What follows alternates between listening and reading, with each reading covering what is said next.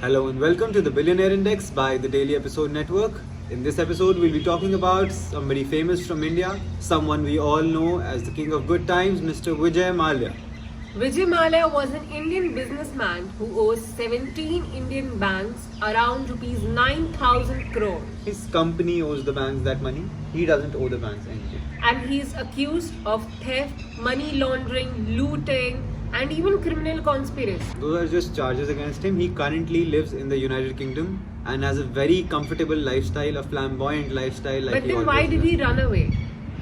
He did not run away per se. He did move out of the country, but he did not go underground. He did not take any assets from his companies. He only took his personal money and moved out. So he decided to move out of the country right before Supreme Court's decision, when Supreme Court was detaining him. That is not important right now. Let us first learn something about Mr. Vijay Mallya himself.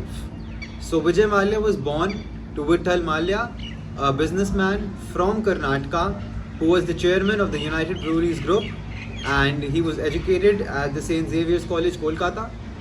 Then Mr. Mallya took over his father's company at the age of 28 when his father suddenly died, and he took the company to a whole new level. Mallya actually started out with Kingfisher beer, and then he took over the company with very creative advertisements, because in India people were not allowed to advertise alcohol anywhere, but he started advertising alcohol in a very creative way, where he would advertise his music CDs, his club sodas, but everybody knew what he was talking about, and even so he was not being a bad influence on anybody. So he started advertising. That was a huge hit. He had this own jingle called Ooh La La La La Leo. We've all heard that. And he became an extremely successful businessman. He bought a cricket team, an IPL team that we all know, Royal Challengers Bangalore, and an F1 team, Force India, Formula 1. So all his businesses were flourishing, but then in 2003 he decided to enter the airplane game, the airlines market, with Kingfisher Airlines.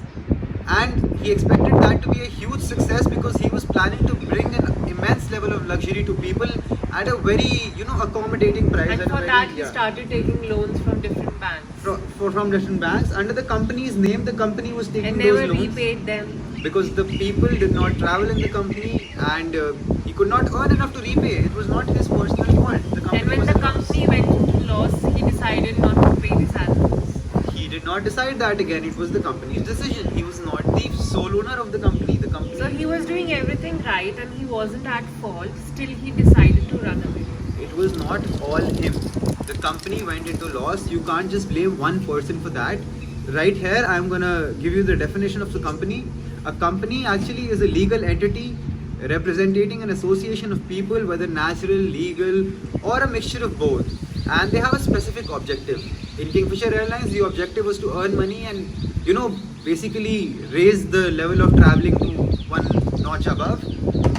And that was not possible over here, because, things didn't work out well for him. The airlines market is hard. He anyways bought the airlines for too much, took the planes out on a 100-year lease, and it was just very difficult at the point of time. You can't just blame a businessman for one flop business. Even the investigators found him guilty for theft and money laundering.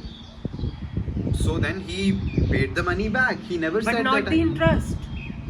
He said that he did not owe the interest. And again, the case is we should not discuss legalities over here. We were here about. So basically, he decided to run away from the country without taking any assets from the company. All the money of the company was right here. He resigned from his post and left.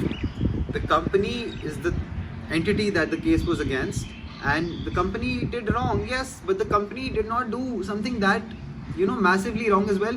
The company was in loss. A lot of businesses go in loss, and that is not something that the businessman's fault is. But then their chairman don't run away. Not all of them, but like a lot of them do. And with this, what we can gather is that he was an extremely successful businessman. All in all, apart from one failed business venture, you can see that he gathered like a huge amount of 1.4 billion net worth. A 1.4 billion net worth. And whatever business he stepped foot in apart from airlines was successful.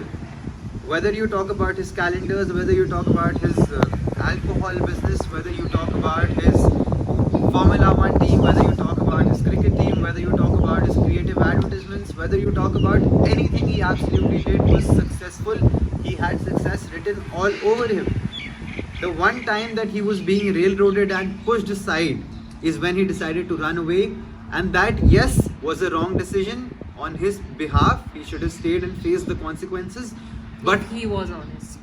But again, he was successful, and you cannot deny that. He was an amazing businessman. He was something that every businessman can be inspired by, and his story is definitely inspiring. That's all I feel.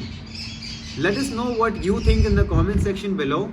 Like this video if you like it, share it amongst your friends, And subscribe the channel. thank you.